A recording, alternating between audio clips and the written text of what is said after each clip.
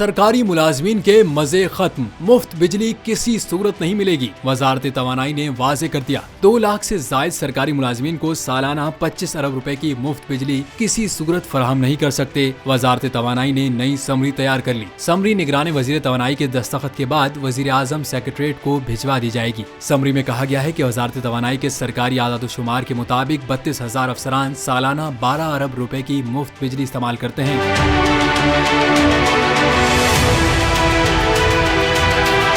Summary में इंकशाफ किया गया है कि तकसीम कार, जनरेशन, NDDC और वापडा के 1,89,000 अफसरान और मुलाजमीन मुफ्त बिजली हासिल कर रहे हैं। ऐवान सदर के 311 मुलाजमीन को सालाना 8 करोड़ और वजीर आजम को 445 मुलाजमीन के 14 करोड़ के बिजली के यूटिलिटी बिजली बिलों की मद में फंड्स मिलते हैं। 3,000 से जायद छोटी और आला अदालतों के जजों और अमले को 35 करोड़ रुपए यूटिलिटी और बिजली बिलों की मद में रकम सालाना दिए जाने का इंकशाफ भी हुआ है।